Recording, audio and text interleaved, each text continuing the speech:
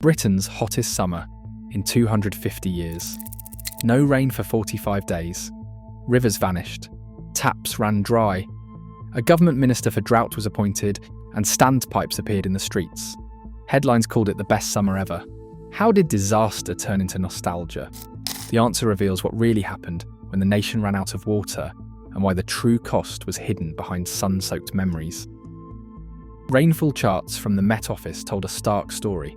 Between May 1975 and August 1976, the British Isles endured their driest stretch since records began in 1727.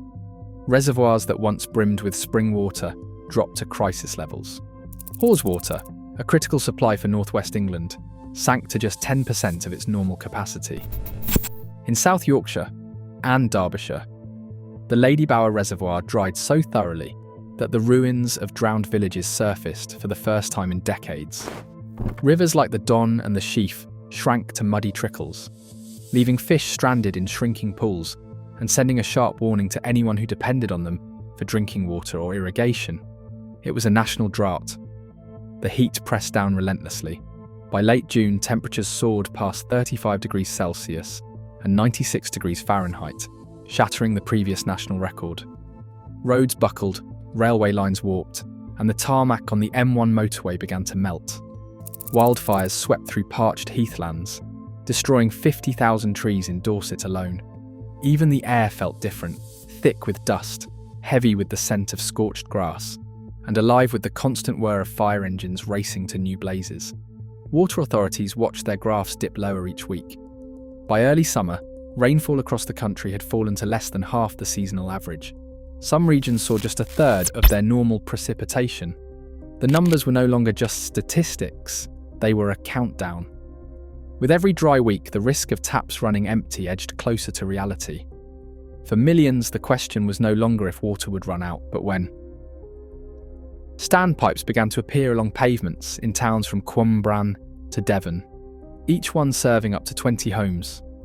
Queues snaked down streets as families collected water in buckets and saucepans, swapping jokes about who had the best technique for carrying a full pail without spilling a drop. Parliament rushed through the Drought Act in early August, granting emergency powers to water authorities. Ministers debated rationing, hosepipe bans, and even the possibility of importing water by tanker. The cost of lost crops alone reached £500 million, with supermarkets warning of shortages and food prices rising by 12%. Yet outside the corridors of power, the country seemed to be having the time of its life. Tabloids splashed the headline, "Phew, what a scorcher," across their front pages, while ice cream sales soared and beaches filled with sunbathers. Slogans like "Save Water," "Bath with a Friend" popped up on t-shirts and badges, turning conservation into a joke everyone was in on. Dennis Howell, the newly minted Minister for Drought, became a minor celebrity after inviting the press to photograph him sharing a bath with his wife. The government's appeals for restraint were met with a wink and a shrug, as if the crisis were just another part of the summer's novelty. Even as standpipes ran dry and reservoirs revealed the skeletons of lost villages, the nation clung to its holiday mood.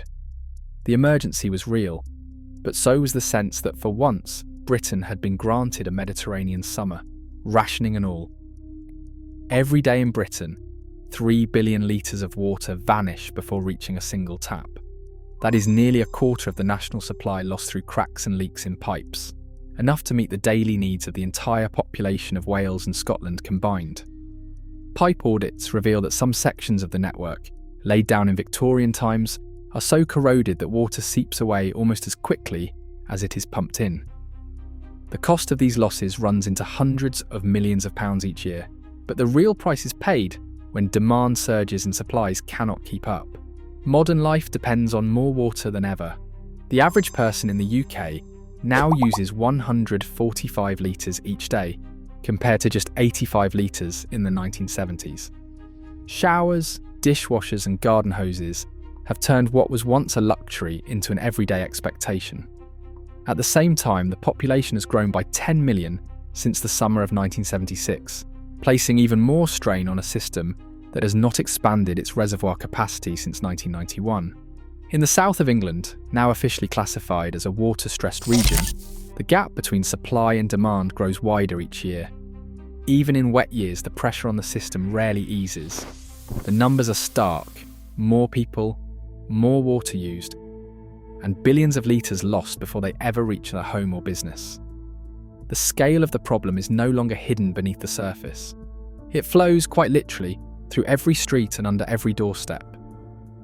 Water pipes running beneath British streets have survived 2 world wars, but many have not seen a major upgrade since Queen Victoria's reign. Today they are riddled with cracks and joints that leak away billions of litres every day. Yet while water slips through these ageing mains, another kind of flow has gone in a different direction, going straight to shareholders. Since 1989, England's water companies have paid out £72 billion in dividends. That is more than 6 times the estimated cost of fixing the nation's leakiest pipes. Boardrooms have rewarded investors year after year, even as engineers patch the same corroded ironwork their grandparents once laid. Company reports show investment in maintenance has lagged behind the payouts. The promise was that privatisation would bring efficiency and innovation, but the reality has been a patchwork of emergency repairs and deferred upgrades. In the south of England, now officially classified as water-stressed, the pipes still carry the burden of a Victorian network built for a much smaller, less thirsty population.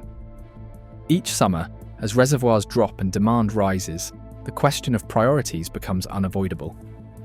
The companies that control the taps have become silent characters in Britain's water story, choosing where the money goes and what risks they are willing to leave underground. The tension between profit and public need runs through every leak, every hosepipe ban, and every promise of future investment. Professor Hannah Cloak doesn't mince words. She calls the 1976 drought a lesson Britain never learned. She warns that we are less prepared now because of climate dependence and inaction.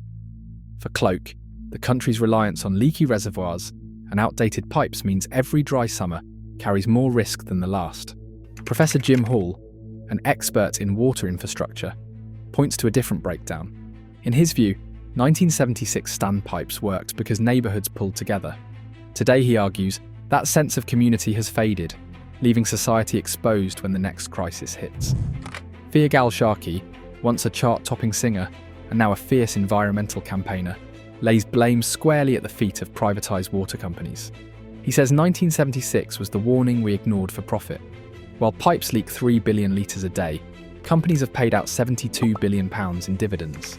Water UK, representing the industry, rejects the accusation. Their spokesperson insists it is not company failure, but population growth and climate change driving this crisis. They say they are investing £150 billion by 2050 to fix it. 4 voices, each certain about where responsibility lies, yet united by one fact: the stakes have never been higher. England faces a future where the numbers are unforgiving. By 2050, the Environment Agency warns of a daily shortfall of up to 4,000 megalitres, enough water to supply 20 million people. To close that gap, the country needs solutions on the scale of the Thames Tideway Tunnel. That is a £4.2 billion project tunnelling beneath London to stop sewage from pouring into the river. But even this megapipe only tackles part of the problem. National policy now sets a target of 110 litres per person per day, a steep drop from today's average. Meeting it means changing habits in every home, every business across the country. Meanwhile, the debate over who should run the system grows louder. Renationalisation would cost as much as £90 billion, but campaigners argue it could stop billions in dividends flowing out while pipes keep leaking. Each option carries a price, measured in money, in politics, and in the water left for the next dry summer.